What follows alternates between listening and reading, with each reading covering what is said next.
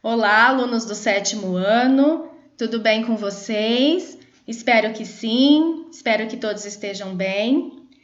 Nós já estamos na segunda semana do 4º bimestre, já iniciamos o último bimestre na semana passada e vamos continuar falando sobre o reino animal. Hoje nós vamos estudar os peixes e os anfíbios. Começando pelos peixes. Os peixes têm uma grande variedade de formas e tamanhos. Nós conhecemos várias espécies de peixes, né? Existem espécies que vivem em água doce e outras espécies que vivem em água salgada.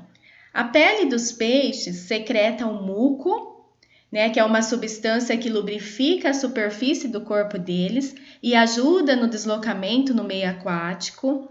Os peixes apresentam as nadadeiras, que são os órgãos responsáveis pela locomoção. A respiração deles ocorre pelas brânquias, que são estruturas ricas em vasos sanguíneos e especializadas nas trocas gasosas com a água. Em peixes ósseos, as brânquias são recobertas por uma estrutura óssea chamada de opérculo.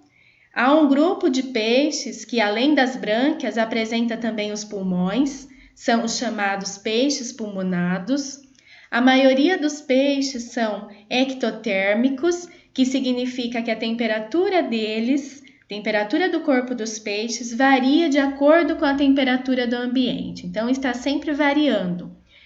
Não é uma temperatura constante, né? Igual dos mamíferos, por exemplo. Então, a temperatura deles depende de outras fontes de calor para regular a temperatura do corpo. Esse esquema mostra como ocorre a respiração dos peixes. Então, as brânquias, reparem aí na localização das brânquias, que é o órgão responsável pela respiração. As brânquias possuem muitos vasos sanguíneos, certo? Então, aí ao lado as brânquias está ampliada, né? Mostrando a circulação de água e de sangue.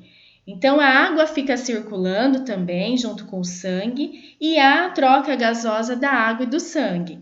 Então, há uma troca entre o gás oxigênio e o gás carbônico. Em peixes ósseos, gente, como é o caso da imagem aqui desse peixe, as brânquias são recobertas pelo opérculo, que é uma estrutura óssea que parece uma lâmina.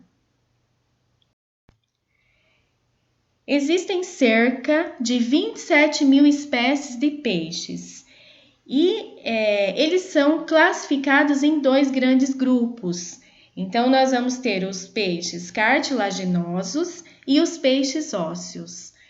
Os peixes cartilaginosos são aqueles que apresentam esqueleto cartilaginoso, ou seja, não tem tecido ósseo, que vão ser os tubarões e as raias. Esse tipo de peixe apresenta um esqueleto de cartilagem resistente e a pele é revestida por escamas bem pequenas. A fecundação deles é interna. Os machos apresentam uma modificação em uma de suas nadadeiras, que é a nadadeira pélvica, que é utilizada na cópula. Já os peixes ósseos apresentam esqueleto ósseo com cartilagem. Existem mais de 20 mil espécies, então a grande maioria dos peixes são peixes ósseos. Esses peixes apresentam esqueleto com ossos calcificados e cartilagens. A pele mucosa revestida por escamas e também possuem a bexiga natatória, que é o órgão que ajuda a regular a flutuação do peixe. Eles possuem sexos separados, apresentam fecundação externa e são ovíparos.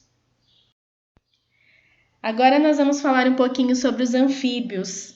Os anfíbios são representados pelos sapos, pelas rãs, pelas pererecas, pelas salamandras e as cobras cegas. A maioria das espécies dos anfíbios passa uma parte da vida na água e outra na terra. Os anfíbios foram os primeiros vertebrados a se adaptar ao meio terrestre, né? Então, a colonizar o meio terrestre. Os anfíbios são ectotérmicos, ou seja, a temperatura do corpo deles varia com a temperatura do ambiente, como nos peixes também. Nas espécies adultas, a respiração é pulmonar e cutânea. Então, pode ser as duas. Na respiração pulmonar, com o pulmão, né? E a respiração cutânea é realizada pela pele. Nas fases larvais e nos adultos de algumas espécies, a respiração é branquial, como a dos peixes. A maioria das espécies é ovípara, ou seja, os ovos são postos em ambiente externo e eles apresentam fecundação externa. Então, os ovos podem ser colocados na água e originam larvas aquáticas. Então, os anfíbios dependem do meio aquático para evitar a dessecação da pele e também dependem para a fecundação. Então, porque eles precisam colocar os ovos na água para que se origine um novo ser vivo, né?